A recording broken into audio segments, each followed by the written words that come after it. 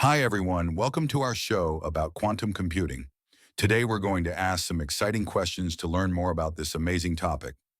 Let's get started with our first question. What is quantum computing, and how does it differ from regular computing? Great question. Imagine a regular computer as a light switch. It can only be on or off. But a quantum computer is like a special dimmer switch. It can be on, off, or even in between, all at the same time. Exactly.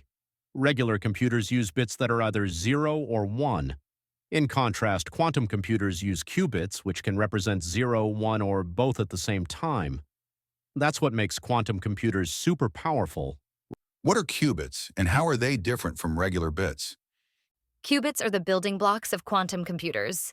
They can be 0, 1, or both at the same time, thanks to something called superposition.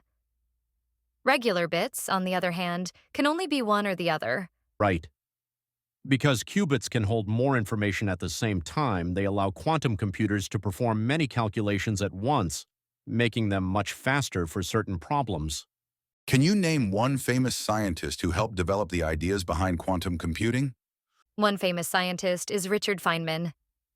He was brilliant and believed that the rules of quantum physics could help us make amazing computers. Absolutely. Feynman's ideas were crucial in showing how we could use quantum mechanics to create these superpowered machines. What is superposition in quantum computing, and why is it important? Superposition is like a magic trick. It allows a qubit to be in many states at once, kind of like a spinning coin. This means quantum computers can explore multiple possibilities simultaneously. Yes. Because of superposition, quantum computers can solve complex problems much faster than regular ones, which is really cool for scientists and researchers. Why do you think quantum computers are called quantum? What does that mean? They're called quantum because they use rules from a branch of science called quantum mechanics. It's all about how tiny particles, like atoms, behave in mysterious ways. Exactly. The term quantum reflects the special properties of these tiny particles that make quantum computing so unique and powerful. What is entanglement, and how does it help quantum computers work? Entanglement is like magic. It means that two qubits can be linked together even if they're far apart, like best friends who always know what the other is thinking. That's right. This special connection helps quantum computers share information super fast, making them more efficient when solving complex problems. How might quantum computers help solve big problems that regular computers can't? Find your way out of a huge maze. A regular computer would check each path one by one, but a quantum computer could explore all the paths at the same time. Exactly. Quantum computers could tackle big challenges in healthcare, climate change, and other areas much faster than traditional computers. They're like superheroes for problem solving. What are some fun or cool things that you think quantum computers could do in the future?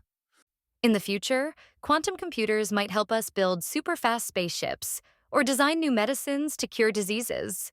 How cool would that be?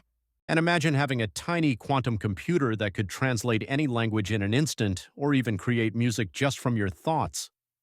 The possibilities are endless. Why do you think scientists are excited about building better quantum computers?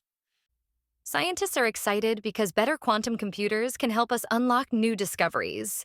They could solve problems we can't even tackle right now. Absolutely.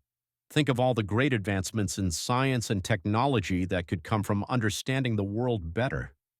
It's a thrilling time for science. If you could use a quantum computer for one day, what kind of problem would you like to solve with it? I'd love to use a quantum computer to find the best ways to grow trees and help our environment. That sounds super important. I think I'd want to tackle the challenge of creating clean energy solutions. Imagine a world powered entirely by clean energy. That would be fantastic. Wow. Thank you, Miss C and Mr. G, for sharing your amazing insights. And thank you, kids, for joining us today on this exciting journey into the world of quantum computing. Keep exploring and asking questions. Until next time.